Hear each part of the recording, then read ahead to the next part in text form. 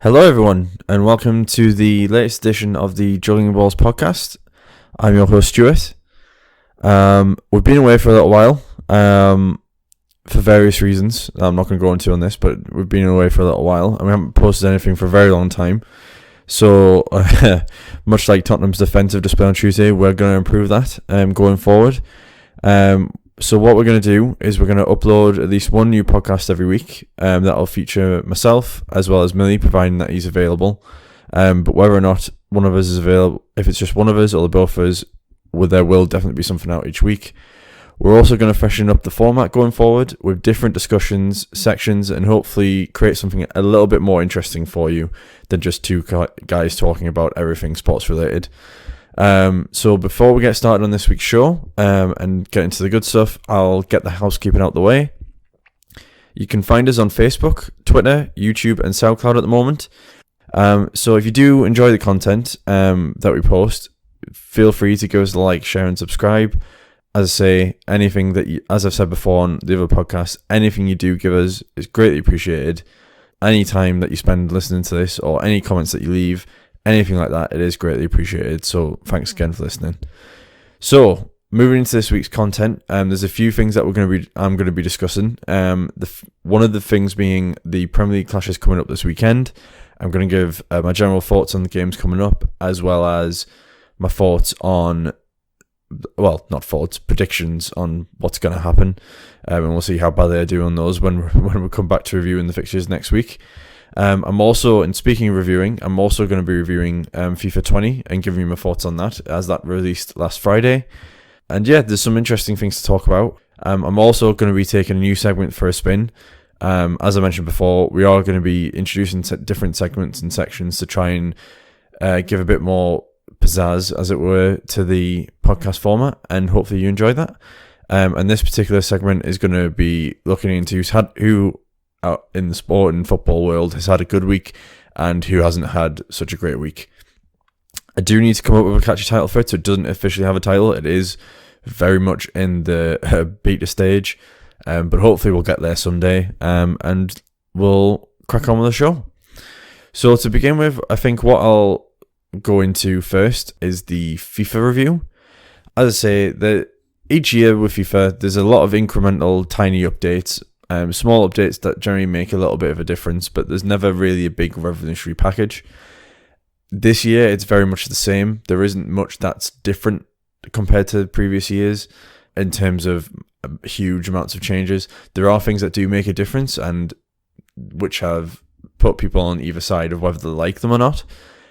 So it is something that obviously, depending on how you see it, it could be completely different to how I view it, but I'm just going to give you my thoughts on the gameplay, presentation and the modes, and let you know what I think, and then we'll go from there, and I'll give you a score at the end of that in terms of how well I think it's done this year. Right, so we'll get started. So in terms of the gameplay for FIFA this year, there's been a number of updates on it, trying to make obviously, as every year, they try to make the gameplay a bit more fun for people to play, and a bit more realistic in comparison to what you see on the TV. So generally, the things that I'm going to read out to you now, I'm not going to go into huge amounts of detail because I don't want to bore you to death, but it's stuff that usually goes onto the back of the box, and you can generally get the feeling of what it is that they've tried to improve.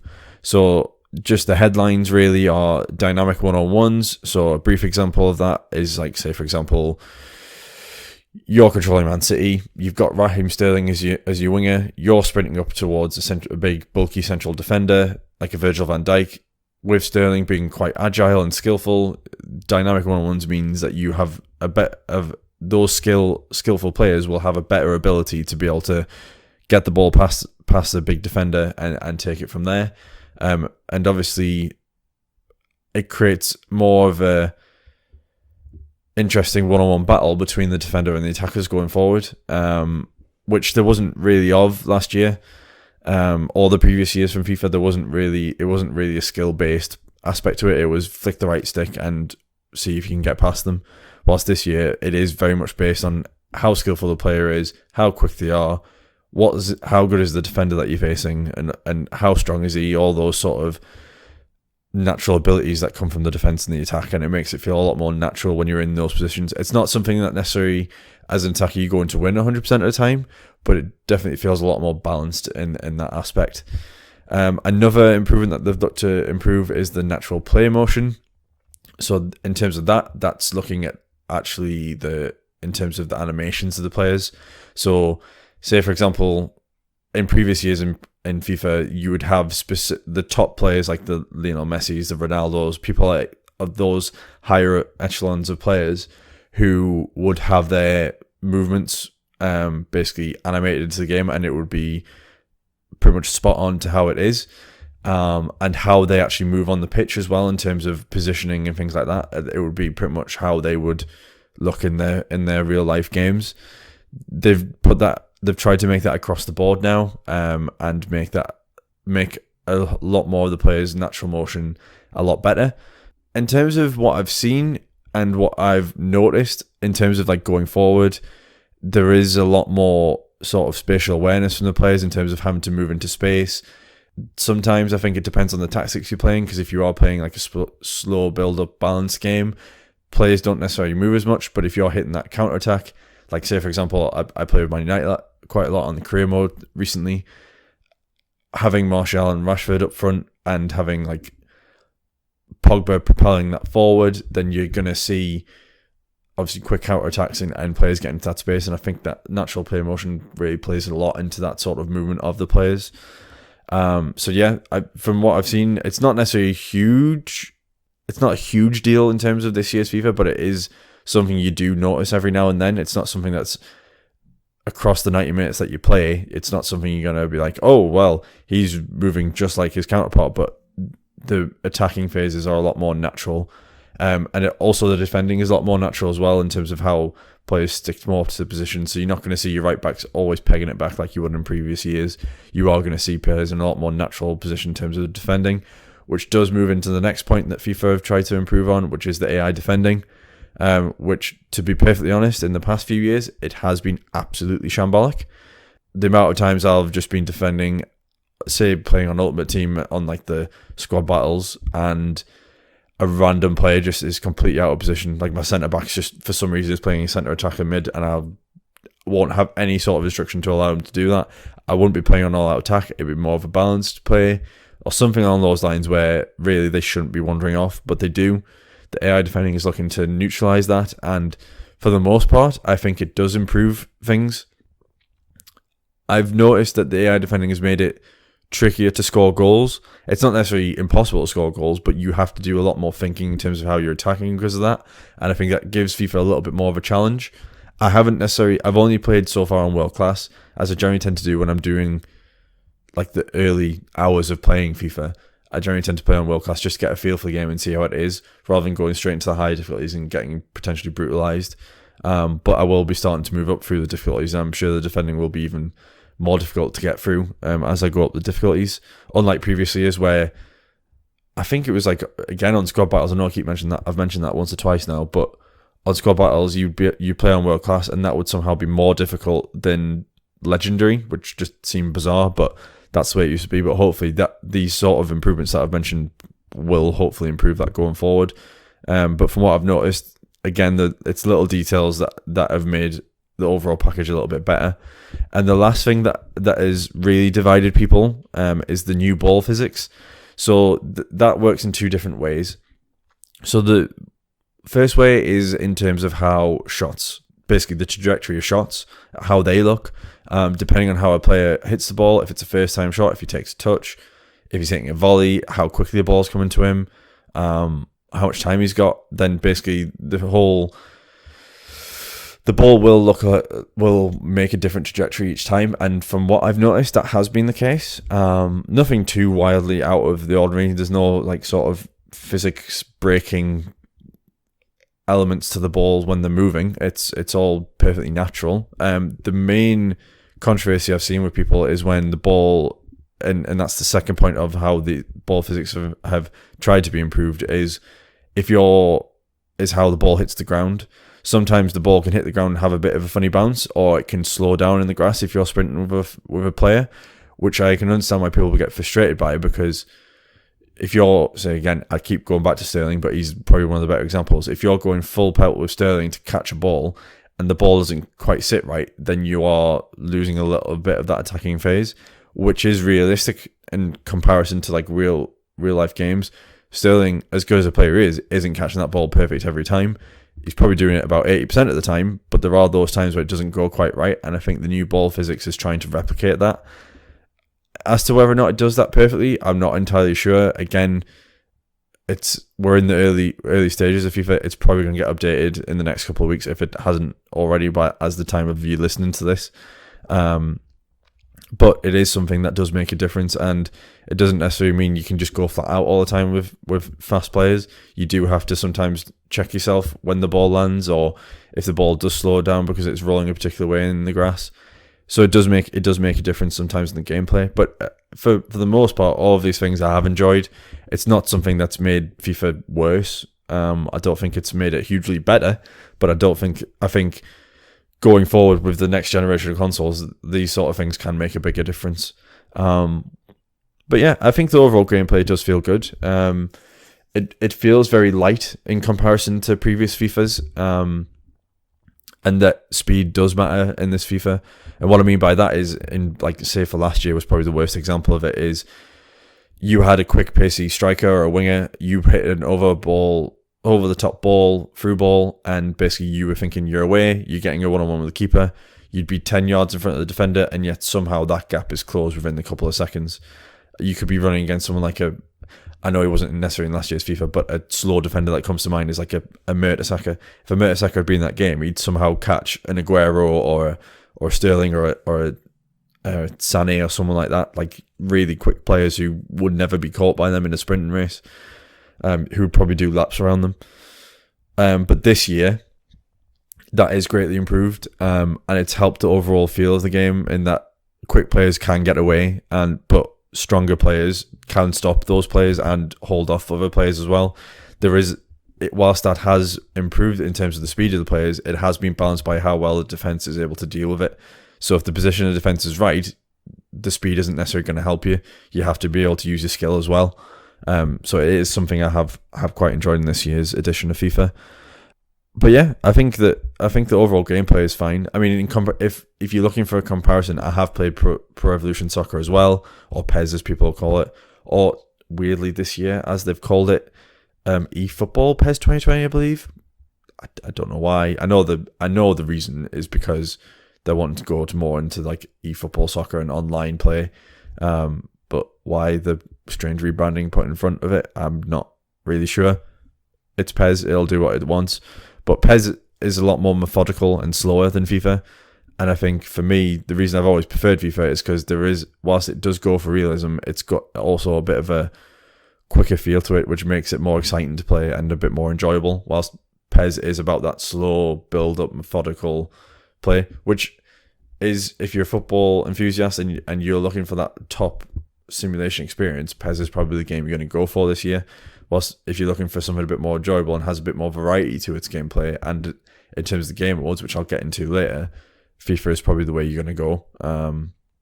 But yeah, both games are really enjoyable, but I personally preferred FIFA this year. So that's enough of the gameplay part of it. I'll have a little quick discussion about the presentation. So the overall presentation of FIFA has always been spot on. It's not any different this year. There has been a little bit of change in terms of the commentary. Martin Tyler and Alan Smith have been mainstays now for a good 5 or 6 years, I think, for FIFA, and they're still there. There's no change to them. Last year, Lee Dixon and Derek Ray came in and were exclusively for the Champions League and Europa League matches. As far as I'm aware, I don't think you could change that. This year it is a little bit different. What they've done is they've mixed up the commentary teams a little bit. So, say for example, my main example of this is I started my career mode with Manchester United. Obviously, the first Premier League game of the season was Chelsea at home. That's a big game in any weekend of the Premier League season. So you naturally get Martin Tyler and Alan Smith as the first commentary duo doing the commentary for that. You then you cut to a couple of weeks later and you've got a midweek game against Crystal Palace.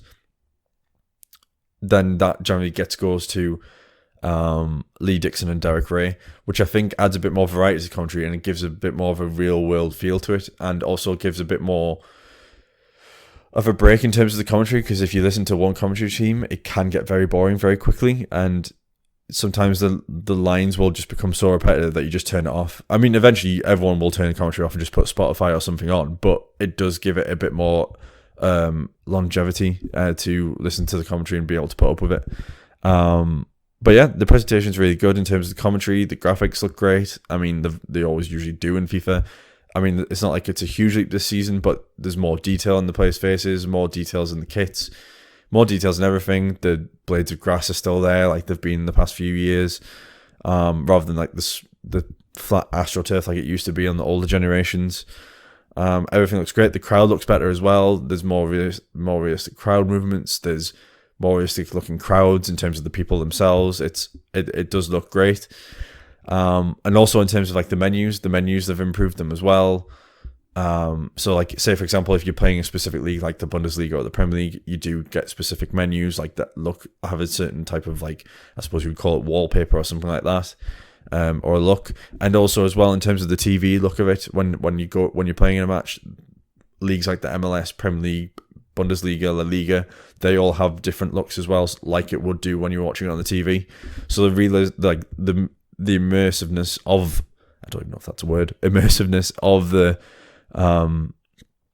look of the game is top notch, because it's trying to look as real as it can, or as close as it can to like a real TV viewing, which is where, again, going back to comparison with PES does fall a little bit down on that side, usually each year. The commentary of Jim Beglin and John Champion is there. They've improved a little bit because they've got a few more different lines, but again, lines get mixed up where it'll go out for a corner and then they'll say it was a really close shot when it was nowhere near. Little things like that, which kind of take away the immersiveness of the presentation. But yeah, I mean, FIFA's presentation has always been top notch, and that's not really changed so far. That's not really changed this year, I should say. In terms of the modes, you've got the mainstays back. You've got Ultimate Team, Career Mode, and the addition from last year of House Rules is back. There's a couple of new House Rules games that you can play in single player and I believe on Ultimate Team. Like things like King of the Hill, where you have to keep the ball for a certain amount of time. Things like that, which don't necessarily, for me, appeal to me too much, because I already loved the House Rules from last year. Playing that side by side with a mate on the couch was really good. I'm not 100% sure because I haven't played like online much so far, but if they were to implement House Rules online, I think that would be something that would really lengthen people's time with Korea. Well, not Korea, sorry. That would really lengthen people's times with FIFA overall year to year, because if you're playing online, you want to have fun, which I suppose is where Ultimate Team comes in, because it's that competition aspect. It's the different players you can play with, opening the packs and all that stuff. But I think if House Rules became a bigger online presence, I think FIFA would find another sort of market for people to play in, and it would generate more interest that way. So yeah, I always loved House Rules. Career Mode's pretty much the same from years. It's had a few updates, such as like player morale has a lot more influence on how a specific player and the team's doing. You do have specific player morales, and you do have a full team morale, which can be affected by if you leave players out, if you talk to players in a certain way, or if you say things in a press match conference where the players don't necessarily agree with, morale will dip. The only criticism I've sort of got with the morale system is that it is very easy to keep a player's morale high. I've even tried saying things which may not be considered 100% positive, and still the player thinks, oh, that's great, boss, thanks for that, which doesn't really reflect what would happen in the season. Because if I was to turn around and say, if I was manager of Manchester United and I said Jesse Lingard, yeah, he hasn't been playing well, like, there's nothing else to it, he's just not been playing well. Jesse Lingard shouldn't be reacting positively to that, whilst I've seen that a couple of times that they have done that despite the negative response that you've had in an after-match conference. But it is what it is. I mean, I've seen a few glitches on career mode, not on my personal copy of the game, but I've seen it on YouTube and online, where people haven't necessarily been 100% happy with it, which is a shame, because career mode is my bread and butter really in terms of how the most time I spend on FIFA is playing career mode, trying to get different teams to the top of the game, or doing rebuilds and things like that. But I've seen strange things, like one of the main things that people seem to see, and I haven't come across myself, but is where you could be playing as Man United going away to Liverpool at Anfield. You play your first team as you would do because it's a big rival game. It's a big game of the season, probably the biggest one in terms of rivalry. And then you look at Liverpool's team and they have put out a bunch of reserves, which they wouldn't do unless they were injured. And even then, I don't think you would get reserves. You'd probably get the subs bench, which is just bizarre. There is a workaway around it. I mean, if you just YouTube, if you're having those issues, you can YouTube it, and there is a workaround. I'm sure there'll be something in FIFA where I would hope there'd be a patch for it, because they can't have that in career mode for the rest of the year, otherwise people are just going to just not bother playing it, which would really damage FIFA's reputation going forward. And there's been a lot of complaints about glitches and stuff, and there's funny videos that are up online. Like they are a good laugh if you end up watching. Like people taking penalties, they hit the post, you try to tap it back in, and then it hits the post again, and all that sort of stuff that you would never ever see in a real life game. But yeah, in terms of existing game modes that have been there previously, Ultimate Team's pretty much the same. They made a few tweaks to the objective system. So say for example, like a Fortnite season, if a Fortnite season lasts for about a month or two, they now have like season objectives in FIFA where they will last for a similar amount of time, but you can work your way up levels. So say for example, you finish on the highest level that you possibly can, which I believe is level 30, you will get a Wilfried Zaha card for your Ultimate Team. And it's like I think it's a one to watch card, or there's something particular about it. I don't think it's like a team of the week or anything like that. But I think it's like a once to watch or something like that, where his stats can change if he improves. But yeah, like there's better rewards in terms of the season objectives. You get things like packs, coins. You can get the decorations for your stadium, certain kits, things like that. Like so, the aim of those objectives is to keep you invested long term, like Fortnite does when it gives you like new skins and things like that. So yeah, overall the team is pretty much the same, but it has little tweaks like that. Squad Battles has a little tweak in terms of your interface. You get two teams to play which have been like selected by somebody, or it's like a team of the week, and then you get your four like you're not used to previously. But instead of it just being this is the team name, this is where they're from, you also get their ratings and you get their three best players on their squad. So say for example, you'll get, if you have Van Dijk, Aguero and Messi in your team, obviously they're more than likely going to be the three highest rated players, and those are the three faces you'll see. So that'll give you an indication of how good the squad is. They'll give you the chemistry and the formation and things like that and how they play, but it won't necessarily give you the full team. So if that has an effect on what teams you pick, then you'll be able to do it, and obviously look at the players that way. But overall, Ultimate Team is an enjoyable mode. Obviously, I could sit here and grumble about how the packs monetization works, but that's never going to change unless like loot boxes and things of that ilk get outlawed. But is that going to happen anytime soon? I don't really think so. So yeah. Also, actually, just before I move on, the one big change or mode that's been added in this year to FIFA is Volta, which is basically FIFA 20's equivalent of FIFA Street. They just didn't call it FIFA Street for some reason. I think probably because if it didn't hit the mark of a FIFA Street, people would complain that you've sullied the name of a franchise that people hold dear. I know myself personally, I really loved FIFA Street when I was younger on PlayStation 2 and on the Xbox 360 when I played it on there, when they rebranded FIFA Street. I even liked that version, even though it wasn't anywhere near as good as the original trilogy. But yeah, it's a great game. I mean, Volta I've not really played too much of. I've played a few games and it is enjoyable. There is a career mode in that and a story mode if you want to play. I believe there is online modes as well. So if you're looking for something a little bit different, I'm sure Volta will give you that.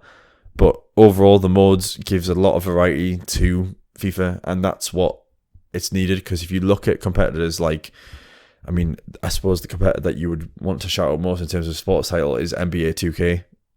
Their games have so many different modes and so many ways to get sunk into it that you could just buy that game for a year, play nothing else, and you probably would be happy. If you're a sports games fan like I am, then it's that type of game is what FIFA needs to aim to be, in that it has so many different modes that you can get your teeth sunk into that you're just never going to stop playing anything else. You're never going to stop to play anything else, basically. So yeah, so overall, I believe FIFA is, I personally prefer FIFA this year to last year. I know a lot of people might not agree with that, which is fair enough. Everyone's entitled to their opinion. I think in terms of the mode variety, in terms of how probably much you're going to probably get yourself stuck in these modes and get in playing, and in terms of how the game generally feels, for me, I would give it an 8.5 out of 10. I don't necessarily think it's one of the better. I don't think it's like a brilliant FIFA. I don't think it's like, it's not like the great FIFAs of like the PlayStation 2, PlayStation 3 era when it was really in its pomp. But I don't think it's as bad as people are making out online. I think it's pretty much continued the trend of what FIFAs have been. Solid outings, nothing gloriously fantastic about them, but if you are a fan of FIFA, you're going to enjoy this. Like, there's no reason for you not to. There's no horrible disasters in there which you just think, why did I spend 40, 50 quid on this game? It is a really good game. So yeah, if you've been thinking and and ahhing about it, I would suggest you get it. And also, if you're still and ahhing about it despite listening to this, one thing I would suggest doing is getting EA Access on your console, if it's a PS4 or an Xbox One, because they are both EA Access on both of them now. You can get a 10-hour trial of the game, and basically it's an extended demo. Like, you pay £4 a month for EA Access, or you can pay £4 as a one-off, cancel it straight away, play your 10 hours of FIFA, see what you think. And I think EA Access actually gives you a discount for an online copy of FIFA, unless you've got games to trade and then you can go to a game or somewhere like that. But yeah, I would heavily recommend doing that, because that's how I first started out playing it, and then made my decision to buy it, and then obviously gave you the review of this. So yeah, I've enjoyed FIFA this year, and I'll probably end up playing it for the rest of the year, alongside NBA 2K20, because I'm a basketball nut. So yeah, let's move on to the next segment and leave FIFA there. So I think what we'll do is because it'll feed, the next two segments sort of really feed into each other. What I'll do is I'll go into sort of the teams, because it is very much football related this week. I think I'll go into the teams who I think have had a good week and who have had a bad week. Again, catchy slogan or title pending in future episodes.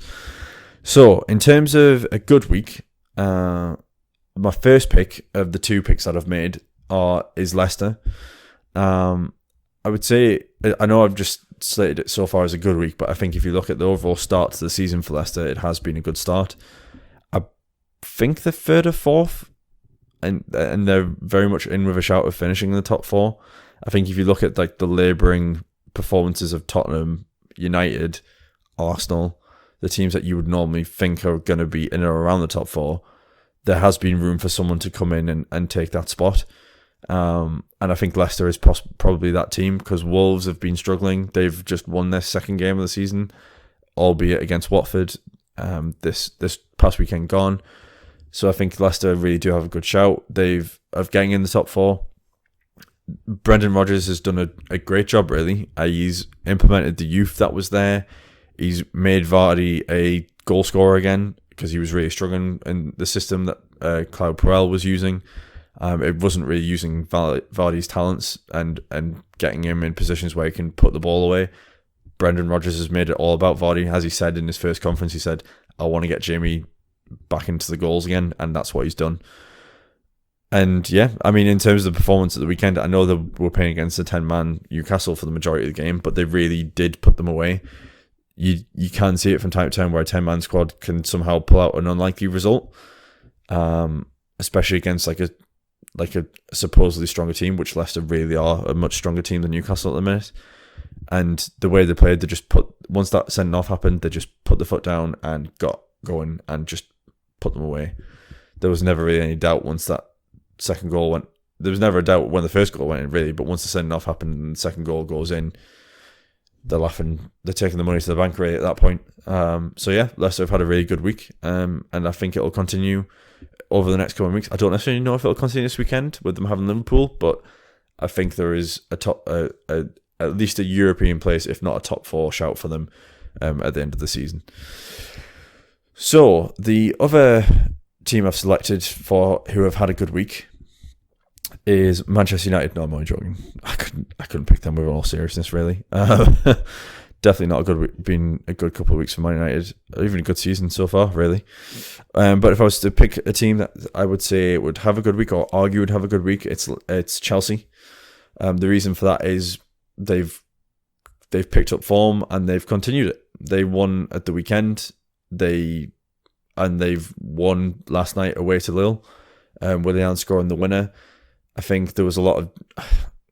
I wasn't necessarily as part of that crowd, but there was a lot of discontent with Lampard in the pre-season and after the 4-0 loss to United. I personally felt that he has had enough in the squad to be at least challenging the top four, if not getting in there. It was going to be difficult losing the players that they've lost, like Hazard and people like that, players of real top quality. But they have youth on their side, and youth often goes into... You often see lack of experience means less fear. More experience usually means more fear, and Chelsea have been playing without fear these past few weeks, and they're getting into motion of Chelsea's of old, where they're winning games, and Lampard is doing a good job so far, and if he keeps going the way he's going, then they should be fighting for the top four, no problem. Unlike Arsenal and Man United, who are really struggling at the moment. So I think the couple of results they've got this week have been positive for them, and they've continued on the trend, and it's only looking... If they keep it going, it's only looking good for Lampard going forward, and there's no reason why he should lose his job. But you never know with Chelsea. So, moving on from the two teams that I felt have had a good week, I'll move into the two teams that I felt have had quite a spectacularly bad week. Both of them shouldn't really surprise you. The first one being Tottenham. So, wind it back a week ago, they were playing Colchester in the Carabao Cup, I believe, and they get knocked out. It's bad enough for Tottenham to get knocked out in any competition, considering the squad they've got, but they got knocked out to Colchester. Yeah, I know Man United struggled to get past Rochdale on penalties, but Tottenham still have a great squad throughout, whilst United do have injury problems at the moment. Not that that's an excuse to not get through Rochdale without penalties, but Tottenham did go out to Colchester. And then you go to the weekend. Whilst they did beat Southampton, they were down to 10 men. It wasn't exactly convincing. I mean, if it had been someone like a Leicester they were playing, I don't think they win that game. I think they probably lose it. Maybe 3-4-1. But yeah, I think that they probably, had it been a better standard of opponent, I think Tottenham would probably have lost that game. And then you go to Tuesday night. How do I put this delicately? That defensive performance was pretty shocking. I mean, I know they're playing Bayern Munich, and Bayern Munich have come back in a big way this season, and they are scoring goals left, right and centre for fun. But you're 4-2 down with 10 minutes to go. You've brought yourself back into the game with that Kane penalty. There's a chance you could nick another goal and really cause some issues for Bayern. But to concede 3 goals in the space of 5 minutes the way they did, it really is starting to show that Tottenham are struggling this season, and that Pochettino has more problems on his hands than we all thought. Whether it's a dressing room dynamic, whether things have changed because of the Eriksen transfer window saga, whether he's lost players that are maybe once loyal to him, like Trippier and people like that, who obviously moved on to Atletico Madrid, and by all reports are doing quite well.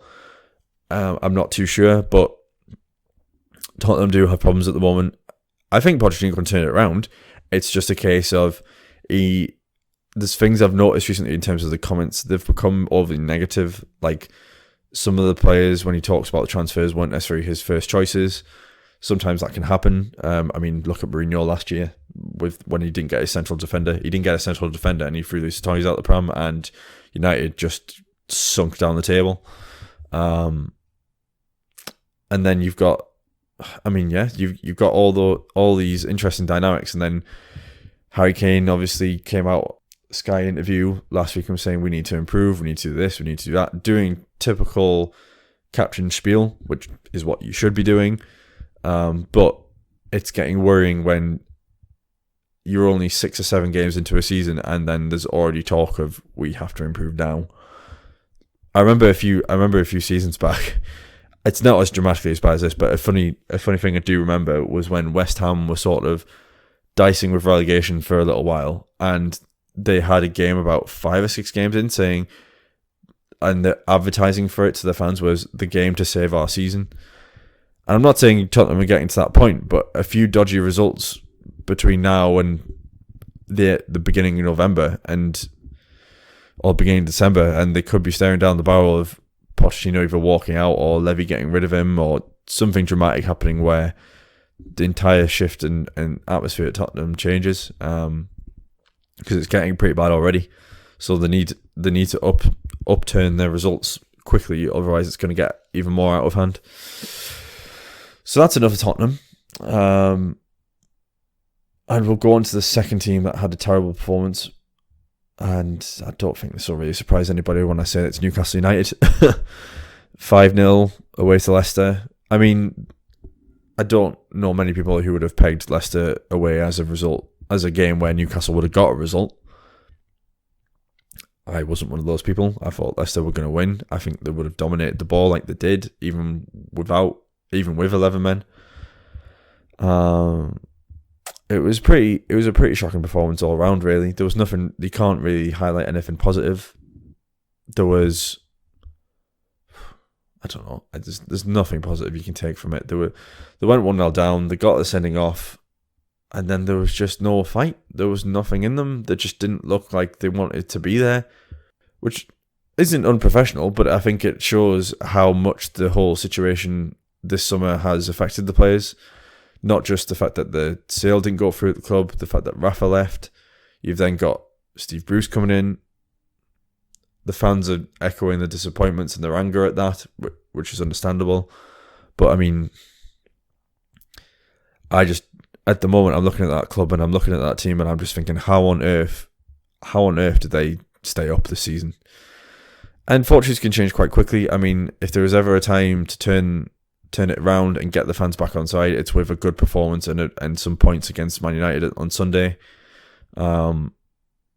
which is why I'm a bit fearful about going away to Newcastle, because Man United haven't been playing well recently, and away from home is not a great point at the moment for Solskjaer's team.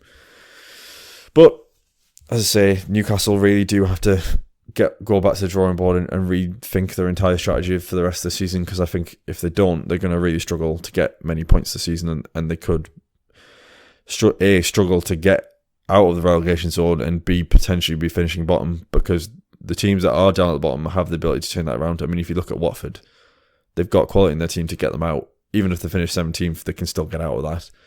Newcastle, I'm looking at that team and I'm struggling to think of how many players are really going to get them out of tight games and get them results.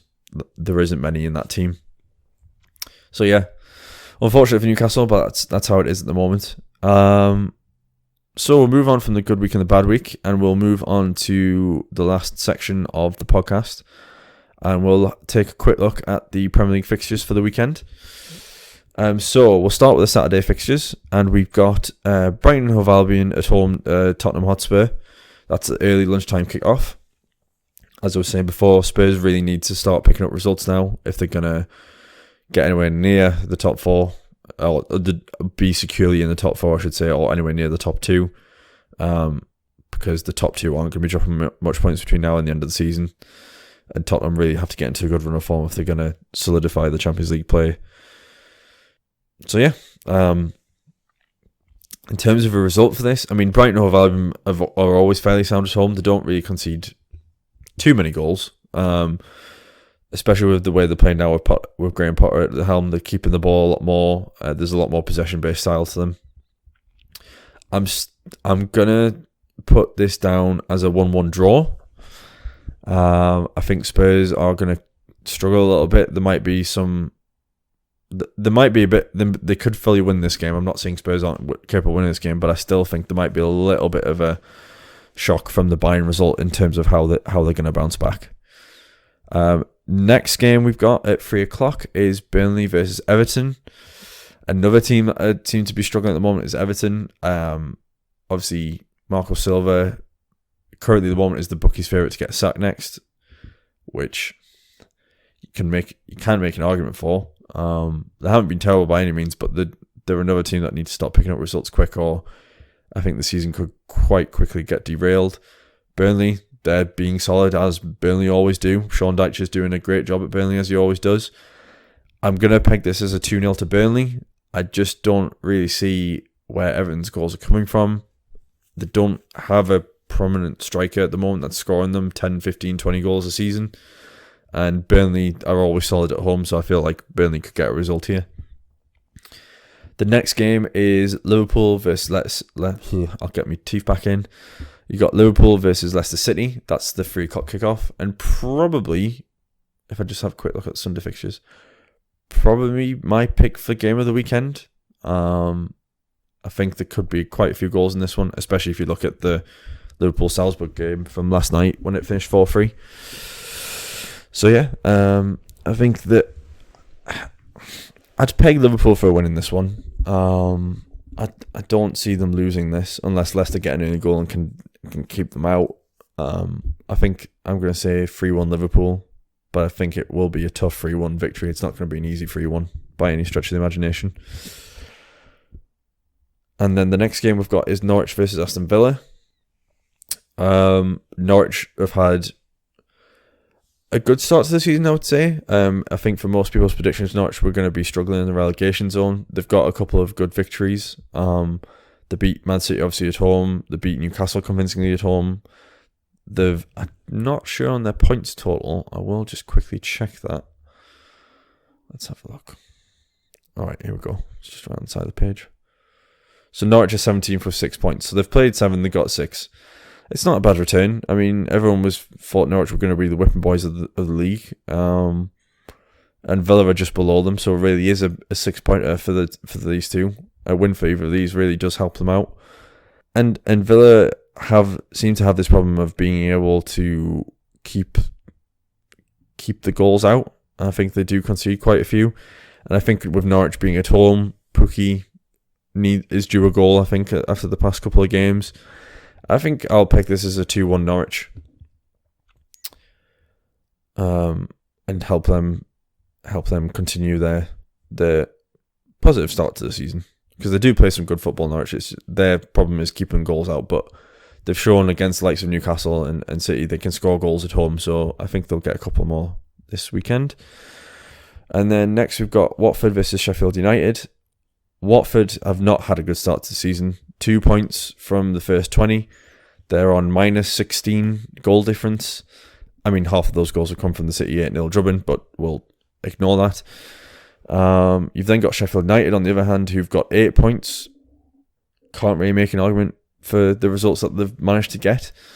They played well against Liverpool last weekend. They are playing solid defence. The goals is probably the main concern for them, is where the goals coming from, but they're competing with teams, and I think if you offered that to Sheffield United fans last season, they would have taken your hand off. So yeah, I'm gonna peg this as a 1-1 draw. And I think Watford aren't particularly outstanding at the minute, and Sheffield United don't really score many goals. So I know quite tight in defence, so I don't see there being many goals in this game. So I'll say 1-1. And then for your late kickoff on Saturday, you've got West Ham versus Crystal Palace. And yeah, both teams have had a cracking start to the season. Crystal Palace are sitting in 9th with 11 points, minus 1 goal difference, which is really a concern. West Ham are 4th with 12 points, which shows you how tight it is between 4th and 9th when there's only 1 point difference between them. You've got 5 teams sitting on 11 points at the moment, and that's not even taking into account the fact that you've got Man United, who've got a game in hand. They don't have a game in hand, do they? Do they have a game in hand? Is that table updated? No, it's not updated. That was an old table. I think that table's not been updated from the previous page. Never mind. So yeah, you've got Crystal Palace, who are 9th on 11 points, and West Ham, who are 5th with 12 points. But still, Arsenal are on 12 points in 4th. I'm pegging West Ham a win for this. Win for this one. There's no reason why they shouldn't be winning this game. They're at home. They've been playing well at home. I think Hadler, their main new striker, could get them a couple of goals. Palace's main concern, I think, this season is going to be getting goals, and if Zaha can get into form, because obviously there was the whole transfer window saga with Zaha. But I do reckon a 2-0 win to West Ham on this one. And yeah, that's your Saturday fixtures. So moving on to Sunday, you've got 2 o'clock kickoffs. So the first one is Arsenal and Bournemouth. Arsenal haven't exactly looked great at the start of the season, but they are still in the top 4. They've got 11 points. They will be expected to get a result against Bournemouth. I think they may struggle because I think after seeing the Watford game, most teams, especially those teams in the bottom half or in the mid-table, are really going to go after Arsenal because they've shown that they're not the greatest under pressure. So I'm going to peg this as a 2-2. I'm going to put 2-2 for this one. I think Arsenal are struggling defensively, which is shown by the goals, the type of goals they conceded as well as the amount of goals they have conceded. David Luiz is not a top centre-back that they needed, so that's where they're at. I think Bournemouth will be up for it. They always are going away to these places. They've got big results away before, and I feel like a 2-2 performance would be great for them. The next 2 o'clock kickoff is City versus Wolves. Not been a great start for Wolves. Not as good as many people expected. I think a lot of people were expecting them to continue on. They are 13th with 7 points, so it's not like they're doomed for relegation at this point of the season. But I think a lot of people were pegging them for that Leicester sort of spot where they might be pushing into the top 4. City, well, what more can be said about City that can't already be said? Banging in goals left, right and centre. Yeah, I'm going to say 4-1 City on this one. I don't know why I fancy Wolves at a goal, but I'll give them one. So City 4-1 on this one. The next game is Southampton-Chelsea. Southampton. Good old Southampton. 14th at the moment, 7 points, -4 goal difference. Chelsea starting to score goals for fun. Do concede a few. I'm gonna say 2-0 Chelsea. I think Chelsea will keep the run going. I think it's very positive. The way they've been playing, they've been looking good in attack. The defense will come. I think. I don't think there's much to worry about with the defense. I think it's just getting experience in the players that are playing there because they've tried different combos, and it's about settling down on the main central defensive pair. And then last but not least, oh God, I don't even want to say what I think on this one. So 4:30 kickoff on Sunday. We've got Newcastle versus Man United. With Newcastle's performance last week, we should be thinking this is a Man United win left, right and centre. I know a lot of people at work who I work with are saying Newcastle are getting nowhere near this game, but if there was ever a time for them to bounce back, it's probably going to be this game. Man United have a problem at the moment where they get that first goal but cannot get the second. Is that going to be a problem against Newcastle? I don't necessarily think so because the defence isn't exactly that great at the moment. Lascelles isn't really doing anything defensively for me at the moment. Shaw's probably the best defender and he sometimes looks a little bit lost because of what the other guys are doing and he can't do it all on his own. So yeah, I'm gonna be brave, maybe too brave, and say Man United 2-1 because we do concede goals, silly goals as well at that. So I'll say 2-1 Man United and probably have egg on my face by the time I go to work on Monday. But hey ho, that's how you live and die by the sword. So yeah, we'll leave it there. Hopefully you enjoyed this.